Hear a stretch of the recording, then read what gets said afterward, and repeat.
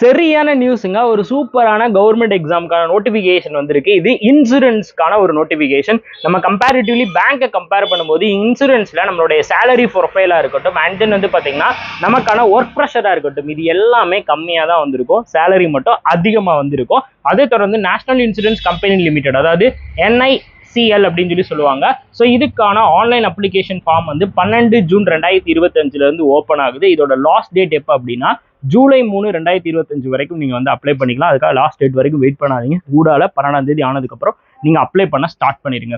சரிங்களா? ஸோ இதுக்கு வந்து பாத்தீங்கன்னா நமக்கு ப்ரிலிம்ஸ் எக்ஸாம் எப்போ நடக்கும்னு சொல்றாங்க அப்படின்னு பாத்தீங்கன்னா ஜூலை 20 நாங்க வந்து முடிவு பண்ணியிருக்கோம். இதுக்கான மெயின்ஸ் எக்ஸாம் வந்து பாத்தீங்கன்னா ஆகஸ்ட் 31க்குள்ள நடந்துரும் அப்படின்னு சொல்லியிருக்காங்க.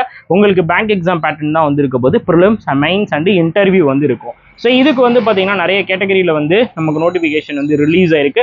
ஜெனரலிஸ்ட் கேட்டகரியில உங்களுக்கு 96 வேகன்சியும், ஜெனரலிஸ்ட் அப்படின்ற கேட்டகரியில உங்களுக்கு 170 வேகன்சியும் வந்து வந்திருக்கு. நம்ம எல்லாருமே ஜெனரலிஸ்ட் கேட்டகரிக்கு தான் நம்ம வந்து அப்ளை பண்ண முடியும். ஸ்பெஷலிஸ்ட்னா அந்தந்த டிகிரி வந்து படிச்சிருக்கணும். For example diploma in engineering, finance, doctor, specialist blocking, அப்புறம் வந்து ஆட்டோமொபைல் இன்ஜினியரிங், இந்த மாதிரி படிச்சிருக்கவங்க ஸ்பெஷல் கேட்டகரியில வந்து எழுதலாம். நம்ம நார்மலா டிகிரி ஹோல்டர்ஸ் எல்லாருமே வந்து பாத்தீங்கன்னா ஜெனரலிஸ்ட் கேட்டகரியில வந்து எழுதலாம். அதுல ஓபிசிக்கு வந்து 47 போஸ்டிங்கும், யூஆருக்கு வந்து 68 போஸ்டிங்கும், டோட்டலா வந்து பாத்தீங்கன்னா 100 வந்து விட்டுருக்காங்க. சரிங்களா? இப்ப இதுக்கு அடுத்து வந்து பாத்தீங்கன்னா இதுல நம்ம முக்கியமா தெரிஞ்சுக்க வேண்டியது இதுக்கான ஏஜ் ரிலாக்ஸேஷன் வந்து இருக்கு. ஸோ நீங்க SC/ST கேட்டகரியா இருந்தீங்கன்னா உங்களுக்கு 5 வருஷம் வரைக்கும் ஏஜ் ரிலாக்ஸேஷன் வந்து இருக்கும். அதாவது 30+ வயசு தான் மேக்ஸிமம். 30 வயசுக்கு மேல போறப்ப நீங்க வந்து 5 வருஷம் வந்து SC/STனா நீங்க வந்து ஏஜ் ரிலாக்ஸேஷன் எடுத்துக்கலாம். OBC அப்படின்னா நீங்க வந்து 3 வருஷம் ஏஜ் ரிலாக்ஸேஷன் வந்து எடுத்துக்கலாம்.